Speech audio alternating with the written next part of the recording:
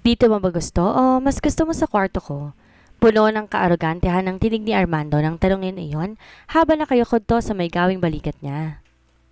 Nakaupo siya sa monoblock chair at nakaharap sa vanity mirror. Nakatingin siya sa mga mata nito sa salamin kaya't kitang-kita niya ang kakaibang damdaming nakapaloob doon ng mga oras na yon pero wala siyang pakialam. Nasusuklam siya rito at yun ang dapat niyang alalahanin. Inesmiran niya ito kapag gawan. Kung ganito ang gusto nito pagbibigyan niya. Katawan niya ang gusto nito, alam niya yon. Pero ipinaparamdam niya rito habang inaangkin nito ang katawan niya sa bawat araw na magdaraan, pagkamuhit pagkasuklam para ditong isusukli niya. Hindi niya hahayaang masiyahan to ng tuluyan. Sisiguraduhin niyang kakainin to ng konsensya habang ginagawa ang bagay na yon sa kanya, kahit saan. Wala namang pinipiling lugar ang mga hayok sa laman na kagaya mo, hindi ba? Siniguro niyang puno ng sarkasmo ang kanyang tinig at natuwa siya na makitang gumuhit sa mukha ni Armando ang sakit dahil sa sinabi niya. Pero sandali lamang iyon. Maya-maya naging matapang ang mukha nito at hinilikan na ng tuluyan ang kanyang leeg. Pasimple siyang napalunok dahil aminado siyang nabigla siya. Gayunman hindi siya papayag na maramdaman nitong naaapektuhan siya. Gumapang pang halik nito hanggang sa may punong tenga niya na naging dahilan ng kakaibang kiliti pero hindi niya magawang madala dahil lang nag-iisa siya sa kanya ang galit sa pananamantala ni Armando. Pinipilit niyang isipin kung bakit ito nagkaganito pero wala siyang maisip na ibang dahilan kundi dahil galit to sa kanya. You are mine. At sisiguraduhin ko sa iyong mangyayaring ang bagay niyan, Meredith. Pumalupot pa sa bewang niya ang mga braso nito kahit na nanatili siyang nakaupo. Samantalang ang halik nito ay umakit na sa kanyang mukha at nilalandas ngayon ay ang kanyang panga. Nagtataka man sa itinatakbo ng mga salita nito, hindi pa rin siya nagpadala. Sa tuwing makikita niya ito ay ang ginawa nitong pagtataboy sa kanya ang naaalala niya. Kung paano siya nito pinagmukhang kawa-awa at cheap na babae na ipinagsisika ng sarili dito. It will never happen, Armando. Kung may makukuha ka man ngayon, yon ay walang iba, kundi ang katawan ko lang. Tapos na ako sa kahibangan ko sa'yo at sisiguraduhin kong hindi na ulit mangyayari yon. Sabi niya sa pinatigas na mukha at tinig.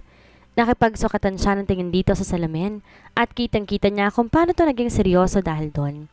Nagtagis pa nga ang mga bagang nito. Na-offend siguro to pero okay lang. Wala siyang pakailam dahil yun naman talaga ang gusto niya. Hindi ito kumibo. Gayunman binuhat pa rin siya nito. Parang papel na sinambilat siya at tinaas sa ere para dalhin sa naghihintay na kama.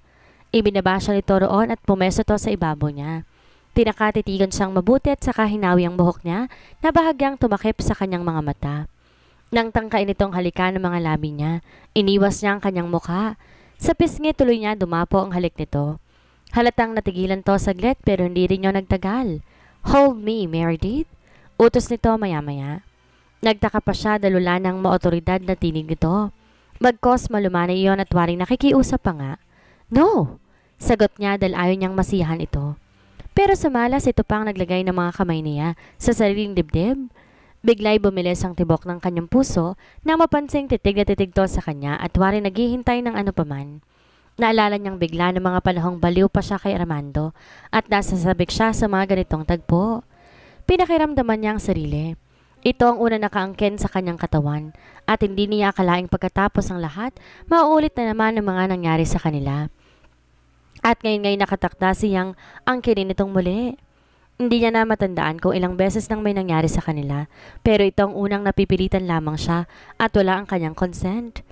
Kung gugustuhin nga niya, pwede niya itong kasuhan, bagay na hindi niya gagawin dahil napakinabangan naman nila na malaki ang perang nanggaling dito. You're trembling, sweetheart. Gusto kong isiping nasasabik ka sa mga mangyayari. Hindi siya sumagot. Gusto niyang isipin ito na baliwala sa kanyang lahat. Muli, inabot itong pilit ang kanyang mga labi pero iniiwas niya ulit ang mukha kaya't sa pisngi niya dumampi ang labi nito. Natanggal na nito maging ang suot niyang damit pang itaas, nabasa na lang nitong itinapon sa sahig. Unti-unting bumaba pang halik nito sa kanyang sikmura, sa tiyan, pababa hanggang sa kanyang puson at parang nahuhulaan na niya kung ano ang gusto nitong gawin. Bago pa to makarating doon, tinulak niya na ito sa magkabilang balikat. Don't! Mariin niyang sabi habang nakaangat ng bahagya ang kanyang ulo at nakatingin dito na nasa may gitnang bahagi ng katawan niya. Pagkatapos sabihin niyon, muli niyang ipinatong ang ulo sa ibabaw ng unan. Samantalang si Armando na may natigilan sa ginagawa. Naramdaman niyang ilang sandaritong napatda at hindi nakahuma. Nang makabawi, bumaba ito sa kama, tinanggal ang natitirang saplot sa katawan. Binaling niya sa kabila ang mukha at naghintay sa sunod na mangyayari dahil hindi niya ito kayang tignan. Nang lumundo ang kama sa muli nitong pagsampa, nagrigodon sa bilis ang tibok ng kanyang puso. Lalo pa nang idagan nito ang mainit na katawan sa kanya. Naroon pa man ang kahuli-huliyang saplot niya sa katawan, ramdam na ramdam niya ang kahandaan nito. Napalunok siya habang nasa kabilang panig pa rin ang kamang mukha. I am ready to take you now? Anas nito sa tenga niya pero hindi pa rin siya tumugon. Ayaw niyang maging parte ng gagawin ni Armando dahil ito lang naman ang may gusto nito. Baka sakaling makonsensya ito at hindi na ito ulitin pa? Ilihingal at pawisan to ng tumayo mula sa pagkakadagan sa kanya. Hindi man lang siya tinapunan ng tingin kaya't nagkaroon siya ng pagkakataon na hilahin ng kumot at ibalot sa pagod at halos nanginginig pa niyang katawan. Gusto na niyang matulog at magpahinga dahil inihila na siya ng antok. Alam niyang nakatingin to sa kanya pero hindi niya to kayang tingnan pabalik. She blinked her tears. Kasabay ng pagkirot ng kanyang puso. He smirked. Surprisingly, you were tight. Hindi ko alam kung paano nangyari yon dahil... Oh, never mind. Hindi niya maintindihan pero damang-dama niya ang pandidiri sa boses ni Armando. Naguguluhan man kung bakit gano'n ito'y wala naman siyang lakas ng loob na makipagtalo dito ngayon. Pagod siya at nanghihina. Kulang na lang itulak niya na to sa labas. Please, lumabas ka na. Sa wakas, nagawa niyang sabihin. Narinig niyang nagbuntong hininga ito bago pinulot ang saplot ito kanina. Hindi ito nagsalita. Magbibihis na lang siya kapag wala na ito sa kanyang silid. He changed a lot. Hindi na tong Armando na dating minahal niya. Ang kaharap niya ngayon walang puso at konsensya. Nakayuko siya kaya't nakita niya na lumakad to palabas sa pintuan. Nung bumalong ang kanina pa niyang pinipigil na luha, ang akala niya magiging okay lang sa kanyang lahat dahil ang panggaling ng kanyang mommy ang naging kapalit, pero hindi pala. Mas masakit pala kapag nasa akto na silang ibinabayad ang sarili sa lalaking noon at sinisigaw ng kanyang puso. Bumangon siya, tinapat sa dutsa ang katawan sa pag-asang mababawasan ang pandidiring nararamdaman niya para sa sarili. Armando? Biling baligtad siya sa kama ng kanyang silid. Kahit kanina pa siya nakahiga, hindi siya dalawin ng antok. Ang isip niya nasa silid ni Meredith na nasa pinakadulong bahagi ng pasilyo.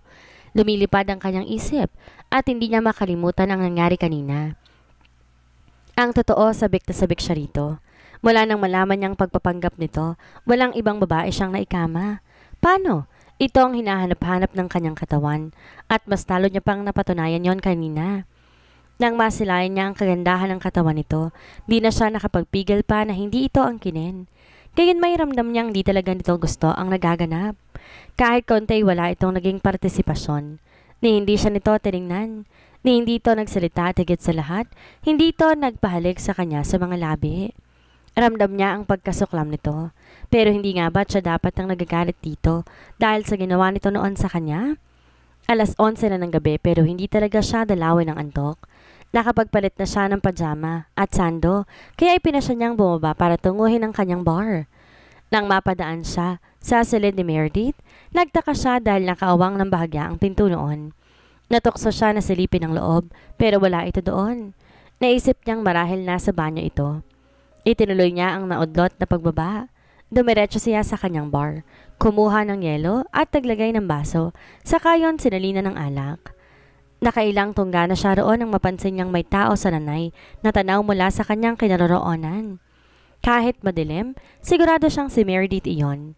Nakatayo ito at nakatingin sa langit na noong mga oras na iyon ay maraming bituin. Ilang sandali niya itong tinitigan bago niya nasumpungan ang sarili na nakatayo na rin may kalayuan dito. Hindi siya nito kaagad na napansin kaya't nagkaroon siya ng pagkakataon na titigan tong mabuti at mapansin na umiiyak ito. Meredith, are you crying? Gulat na napalingon to sa kanya at kaagad pinahira ng mukha. Halatang nataranta ito at hindi malaman ang gagawin. Hindi na rin ang suot itong pajama kanina ang nasa katawan ni Meredith, kung hindi ang manipis na pantulog na pinatungan lang nito ng roba. Hindi. Sige, bauna na ako. Lumakad to para umalis pero pinigilan niya to sa braso.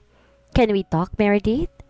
Ilang sandaling tumitig to sa kanya at hindi niya alam kung masasaktan o ano sa klase ng damdaming nakapaloob sa mga tingin nito. Matalim ang mga mata nito, puno ng galit para sa kanya. No. I'm sorry, pero wala tayong dapat pag-usapan. Anito bago pispisin ang braso mula sa kamay niya at tuluyan siyang lagpasan. Naiwan siya roon at wala siyang nagawa kung hindi ang sundan ng tingin ang papalayong si Meredith. Sa huli, bumalik na lamang siyang muli sa bar. Doon halo-halong isipin ang gumugulo sa kanyang utak. Kanina nang inaangkin niya si Meredith, sigurado siyang walang ibang lalaking dumaan sa buhay nito pagkatapos niya. Muntik pa niyang isipin na nakikipagtalik siya sa isang birhen dahil talagang nahirapan siyang ipasok ang sarili niya dito. Napaisip tuloy siya kung nagkamali nga lang ba siya nang iniisip dito na baka wala naman talaga tong ginawang kasalanan para sa kanya. Pero hindi pa rin siya nakatitiyak. Kailangan niyang maliwanagan kung pinagmukha nga lang ba siya talagang tanga ni Meredith o wala naman talaga itong kasalanan. Meredith's POV. Kinabukasan, sinadya niyang di sumabay sa almusal na mag-anak. Ayaw niyang makita ang mukha ni Armando dahil maaalala lang niya ang nangyari ng nagdaang gabi. Masisira lang ang umaga niya at ayaw niyang pumangit ang kanyang buong araw.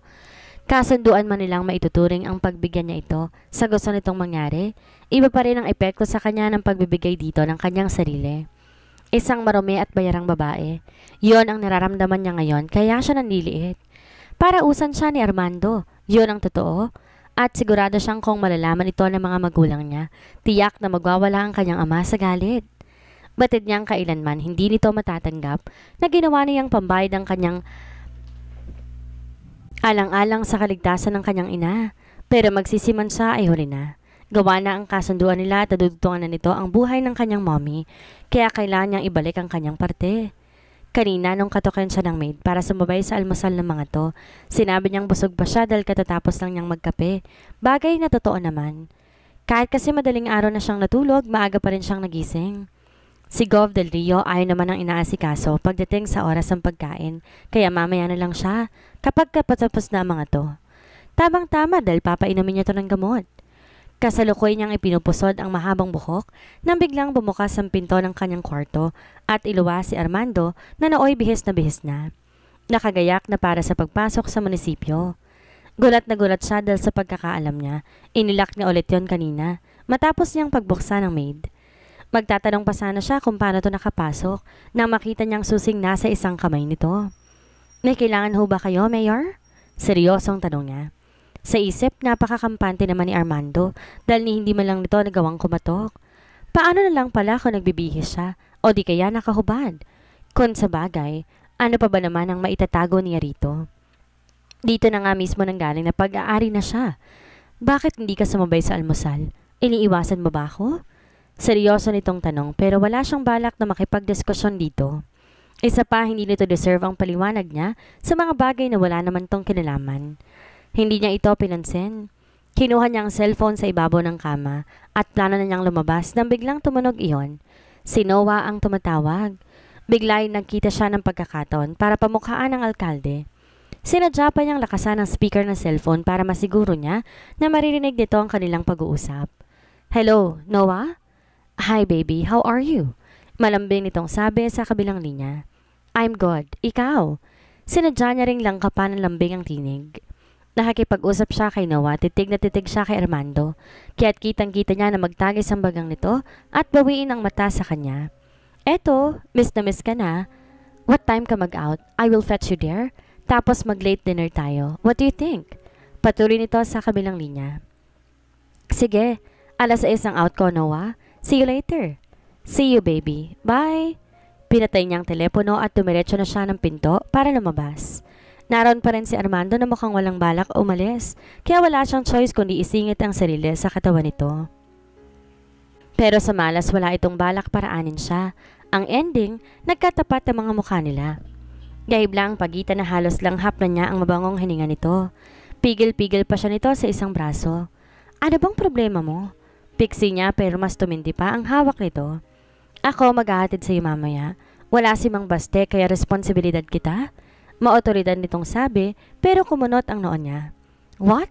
Look, nagtatrabaho lang ako dito, okay? Hindi kasali sa trabaho kong magpasakop at maging sunod-sunuran sa iyo, Mayor. At mas lalong wala kang karapatan na panghimasukan ng personal kong buhay. Yun lang. At itinulak na ito ng bahagya para tuloy na siyang makalabas.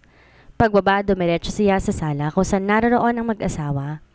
Gaya ng araw-araw niyang trabaho sa umaga, paiinumin muna niya ng gamot si Gov at pagkatapos ilalabas niya na to sa garden. Kapag tumindi ang init, ililipat niya to sa couch na nasa gilid ng lanay at doon niya ito imamasahe gaya ng ginagawa niya noon kay Mrs. Del Rio. Meredith, mamayang gabi uuwi ka, iha? Tanong ni Mrs. Del Rio sa kanya habang inaayos niya ang lock ng wheelchair ni Gov. Opo ma'am, susunduin ho ako ni Noah mamaya. May usapan ho kasi kami. Magalang niyang sagot sa matanda. Ganun ba? Makikiusap sana ako sa'yo na dito ka muna ulit matulog, iha? Mamayang gabi kasi may masa kong ipapagawa dito sa bahay para sa pagaling ng sir mo. Gusto ko sanang lahat tayo nandito. Ani pa ng ginang. Gusto man niya itong pagbigyan. Nahihiya naman na siya kay Noah kung di na naman matutuloy ang usapan nila. Lagi na lang itong umuunawa at nagpapasensya. Ma'am, kasi ho nahihiya ako kay Noah.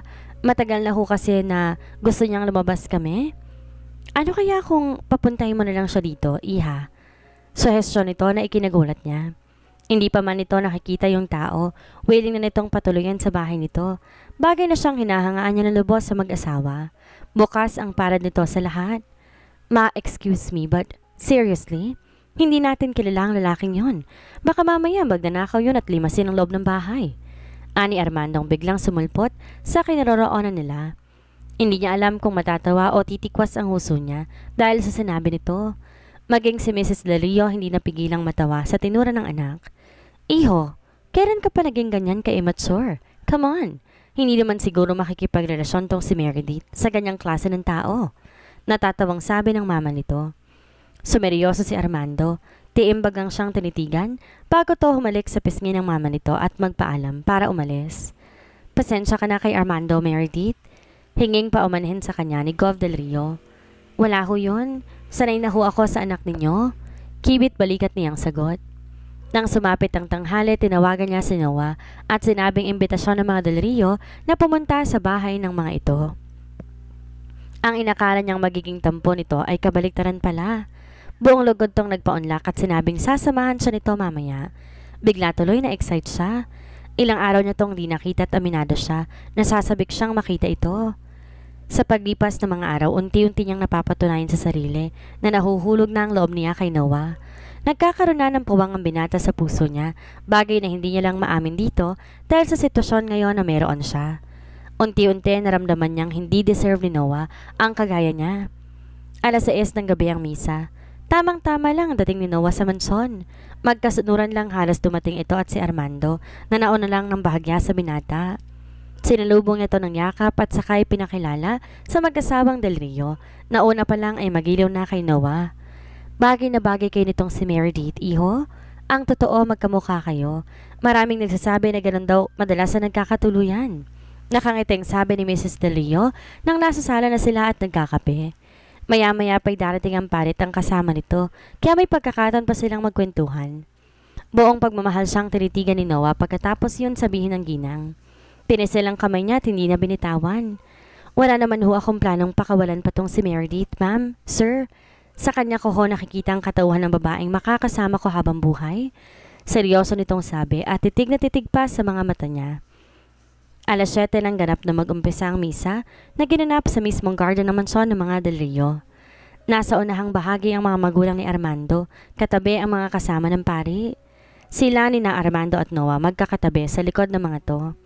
Nakapagitna siya sa dalawa. Mataman siyang nakikinig sa pari kaya hindi niya pansin na si Armando ay wala doon ng atensyon kung hindi nasa kanya. Pabalik-balik ang mata nito sa mukha niya at sa kamay niya na hawak-hawak ni Noah mula pa kanina. Tiimbagang din ng alkalde. Balak sana nitong pabagitna sa kanila ni Noah pero naunahan niya itong tumabi sa binata. Kapag may desisyon ka sa buhay, huwag mong mangiming subukan. Wala namang mawawala kung bibigyan mo ng pagkakataon na sarili mo, lalo na't doon ka sasaya. Madamdaming sabi ng pari sa gitna ng pagbimisa. Wala sa loob na napatingin siya kay Armando at doon niya nakitang hindi ito kumukurap habang nakatingin din sa kanya. Kaagad nagbawi siya ng tingin. Para siyang napaso sa matiim nitong titig. Lalo pat isang dangkal lang yata halos ang pagitan ng mga mukha nila. Ang totoo kanina pa nga nanonood sa ilong niya ang amoy ng alkalde na mula nooy kabisadong kabisado na niya. Nakakapagtaka lang na sa paglipas ng panahon, kilala pa rin to ng pang-amoy niya. Buong panahon ng misa, hindi niya na ito muling nilingon, bagaman alam at ramdam niya na sa kanya pa rin nakatuon ang atensyon ni Armando. Isang salusalo ang naganap matapos ang misa. Maraming pagkain pinhanda si Mrs. Del Rio at akala mo tuloy fiesta sa mansyon ng gabing yon. Nagkalat sa garden ang mga mesa at upuan habang ang malaking buffet table na nasa pinakaharap ay namumutik-tik sa pagkain. Kasalo niya sa mesa si Noah at ang mag-anak na Del Rio, gayon din ang pari, na nalaman niyang matagal na palang kaibigan ng mag-asawa. Natutuwa siya dahil madaling nakagaanan ng loob ng mga ito si Noah. Sa katunayan, nagbibiroan na mga ito matapos tanungin na mag-asawang Del Rio ang binata. Sa personal nitong buhay nang sila-sila na lamang ang naroon, kung saan sila nagkakilala, kung anong trabaho tagasan ng binata, inalam din ng mga ito. Lahat ng tanong ng mga ito ay nasagot ni Noah ng buong lugod at di niya napigil ang mas lalo itong hangaan pagkatapos. Kahit kasi marami itong dapat ipagmalaki sa buhay, hindi niya to naringgan ng pagmamayabang sa tinig. Si Noah na yata ang pinakahambol na taong nakilala niya. Hindi to mayabang, kahit pa para sa marami at mga nakakakilala dito ay sobra nitong yaman. Hindi rin to mahilig sa babae kahit pa maraming eba ang nagpapalipad hangin dito at una pang nagbibigay ng motibo. Ang totoo, hindi nga niya alam kung bakit hindi pa niya ito sinasagot. Gayong nasa binatang lahat ng katangiang gusto niya sa isang manliligaw. Akalain niyong pareho kayong taga rito, pero doon pa kayo nagkakilala sa Coron? Ang cute ng story ninyong dalawa, iha. Mukha talagang pinagtagpo kayo para makilala ang isa't isa. Ani pa ni Mrs. Del Rio sa pagitan ng mga usapan nila. Napangiti siya. Siya may naisip din ng bagay na yon kung minsan, na siguro nga'y talagang ibinigay ng tadhana si Noah para makasama niya sa buhay. Na siguro nga ito talagang lalaking nakalaan para sa kanya. Dumating kasi to sa buhay niya kung kailan lugmok siya at masakit ang puso. Ang sabi nga ni Donna, para tong isang gwapong anghel na bumaba sa lupa para bigyang kulay muli ang buhay niya. Pero matanggap kaya nito kapag nalaman nitong sira na ang dangal niya. Paano na lang kung pandirihan siya nito pagkatapos malaman ang lihim niya? Bigla siyang nawala sa mood dahil sa kung ano-anong naglalaro sa kanyang isip. Nawalan siya ng kibo at ayaw niyang mahalatayo ng mga kaharap kaya't bigla siyang nag-excuse sa mga ito para magpunta sa banyo. Gusto niyang mawala ang agam-agam sa kanyang utak na bagaman may posibilidad ng pandirihan siya ni Noah kapag nalaman itong totoo, umaasa pa rin siyang kayang-kaya siyang tanggapin ng binata. Na dahil sa pagmamahal nito sa kanya ay hindi ito magdadalawang isip kalimutan at ibaon sa limot ang lahat ng kanyang sekreto. Sa halip ng CR sa ibaba ng mansyon ang gamitin, minabuti niyang umakyat ng sariling silid. Nakalimutan niya rin kasi ang cellphone noon. Nawala nga pala sa isip niyang tawagan ng mga magulang na hindi siya uuwi at siguradong mag-aalala ang mga ito kapag nagkataon. Hindi pa man natutulog ang kanyang daddy hanggang wala siya sa bahay. Hihintayin at hihintayin siya nito maliban na lamang kung nagsabi siya kaagad na gagabihin siya ng uwi. Kasalukuyan siyang nasa loob ng banyo nang marinig niya ang pag-click ng pinto at ang tila pag-lock noon mula sa loob. Nangunot ang noon niya. Naghanda para sa gagawin niyang pagtatanay kay Armando dahil sigurado siyang ito ang pangahas na pumasok ng kanyang silid. Ito lang naman at walang ibang may lakas ng loob na maglabas-masok sa kanyang silid kahit kailan ito gusto. Pinatapang niyang anyo at dali-daling lumabas para lang magulat dahil may ibang tao sa loob ng kanyang kwarto. Hindi si Armando at hindi rin kahit na sino mga kasama nila kanina. Bagkus, isang matabang lalaki na sigurado siyang hindi miyembro ng pamilya. May hawak itong baril at nakitakip ng bonnet na itim ang mukha. Base pa sa kilos ito, sigurado siya may balak tong masama. Dagli ang pagsalakay ng kaba sa kanyang dibdib hanggang nakipagsukatan ng tingin sa lalaki. Paatras din ang kanyang hakbang na mga sandaling iyon. Balak sana niyang bumalik sa loob ng banyo pero nasukol siya sa pader kaya wala siya magawa kung hindi ang manginig sa takot. Kaagad naisip niyang totoo pala ang mga napapanood niya sa TV na matutulala ka na lang sa takot kapag nasa ganito kang eksena. Yun kasi ang literal na nangyari sa kanya. Nagmistura siyang isang estatwa. Sino ka? Lakas loob niyang tanong. Ang lalaki palapit ng palapit kaya't mas tumindi pa ang kanyang panginginig, lalo pa na itutok ito sa kanya ang baril na hawak. Tumahimik ka, miss. Walang mangyayaring masama sa'yo kung tatahimik ka. Kukunin ko lang ang pakay ko. Mabalasik itong sabi na lalong kinatindig ng balahibo niya. Ano ang pakay ng sinasabi nito? Anong kukunin mo? Wala ho kayong mananakaw dito sa kwarto ko? Namamasukan lang ho ako dito at kagaya niyo ho, nangangailangan lang din ho ako ng pera. Sa kabila ng takot na nararamdaman, pinilit niyang paganahin ang isip, pero mas lalo pang lumapit ang lalaki habang tumatawa ng malakas. Nakuha na namin ang pakay namin, miss. Kanina pa.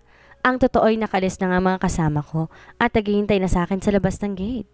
Pero hindi ko magawang sumunod dahil may isang bagay pa akong gustong makuha. Nito kahit nakasuot ng bonnet, hindi nakaligtas sa kanya ang malademonyong ngisi ng lalaki. Nang hilakbot siya dahil kabisado niya na ang mga ganitong klase. Lumikot ang mga mata niya at naghanap ng bagay na po pwedeng ihampas sa ulo ng lalaki. Pero sa malas ay malayo siya sa mga iyon. Maawa ho kayo. Kung ano man ang balak ninyo ay nakikiusap po ako. Naluluha niya ng sabi sa tindi ng takot. Sino kaya ang lalaking nais gawa na masama si Meredith? Sino kaya ang taong magliligtas sa kanya? Yan ang ating aalamin sa susunod nating kabanata.